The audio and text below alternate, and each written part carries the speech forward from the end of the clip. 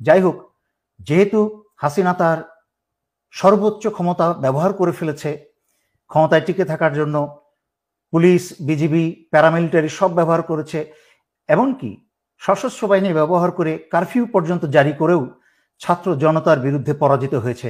এখন স্বৈরাচারী শেখ হাসিনার হাতে আর কোনো শক্তি বাকি নেই। সেই কারণে স্বৈরাচারী শেখ হাসিনা বাংলাদেশের চিরশত্রু ভারতের ষড়যন্ত্রের কে আহ্বান জানিয়েছে বিডিআরের মতো আরেকটা হত্যাকাণ্ড ঘটাতে। বাংলাদেশ সেনাবাহিনীতে, সেনানিবাসে বা বিভিন্ন কোনো অর্গানাইজেশনে যদি এই ধরনের একটা হত্যাকাণ্ড চালানো যায়, তাহলে ভারতের পরিকল্পনা হচ্ছে বাংলাদেশকে প্রহরী শূন্য করা, বাংলাদেশের সার্বভৌমত্ব এবং স্বাধীনতা রক্ষা করার জন্য আর কোনো প্রহরী বাকি না থাকে। তাই নিজেদের মাঝখানে রক্তক্ষয় শুরু করে দিয়ে সেনাবাহিনীর অফিসার এবং দেশপ্রেমিক সেনাদেরকে হত্যা করে হাসিনা বাংলাদেশের ভিতরে ভারতীয় সেনা প্রবেশ করাবে।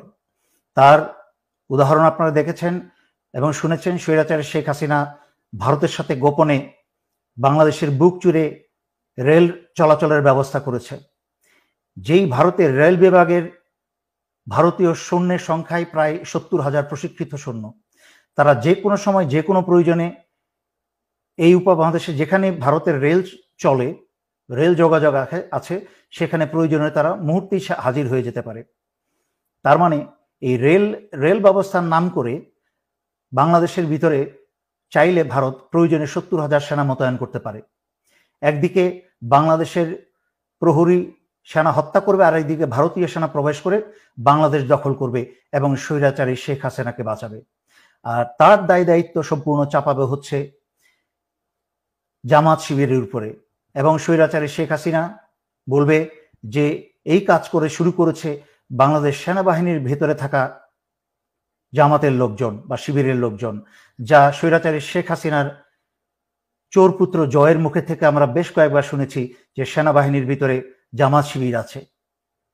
সুতরাং আমি সকল জনগণকে অনুরোধ করছি, আপনারা এই মুহূর্ত থেকে অত্যন্ত সচেতন হয়ে যান।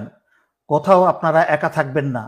কোথাও আপনাদেরকে বাসা বাড়িতে এলাকায় যদি পুলিশি হানা হয়, তাহলে আপনারা সারা এলাকার মানুষ ঘিরে ধরবেন এবং ছাত্রছাত্রী তোমরা সবাই পকেটের মাঝখানে তোমরা মরিচের গুঁড়া রাখবে।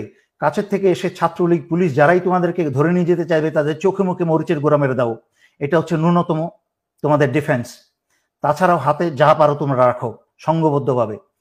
নাও আসছি সর্বোপরি সশস্ত্র বাহিনীর প্রতি। ইতিমধ্যে 57 জন ভাই হারিয়েছেন, তখন কোনো পদক্ষেপ নেন নাই ভাইদের বাঁচানো। দেশ ভারতের দখলে চলে গেছে এই স্বৈরাচারী হাসিনার কারণে। 15 বছর ধরে যাবৎ বাংলাদেশের সবকিছু স্বাধীনতা, সার্বভৌমত্ব, এমনকি জনগণের জান মাল, বাংলাদেশের অর্থনীতি সবকিছু ভারতের হাতে তুলে দিয়েছে। আরো অপেক্ষা করবেন নিজের এবং নিজের স্ত্রী সন্তানের রক্ত দিয়ে? এখনো সময় আছে। আজকে রাত্রে ভোরের অপেক্ষা না থেকেই আপনারা অস্ত্র হাতে জরুরি অবস্থা জারি করে সারা বাংলাদেশের ক্ষমতাবার হাতে তুলে নিন এবং ছাত্র আন্দোলনরত ছাত্র জনতার সাথে কাঁধে কাঁধ মিলিয়ে বাংলাদেশ রক্ষায় দাঁড়িয়ে যান। আমি বাংলা সংগ্রামরত, আন্দোলনরত ছাত্র ছাত্রী জনতা এবং দেশপ্রেমিক সশস্ত্র বাহিনীর পক্ষ থেকেই স্বৈরাচারী শেখ হাসিনার সরকারকে বহিষ্কার ঘোষণা করছি। স্বৈরাচারী শেখ হাসিনা সরকার আজ থেকে বাংলাদেশে সম্পূর্ণ অকার্যকর ঘোষণা করা হলো এবং স্বৈরাচারী শেখ হাসিনার আওয়ামী লীগের যে কোনো সদস্যকে পেলে আপনারা গ্রেফতার করে জেলে সোপর্দ করুন।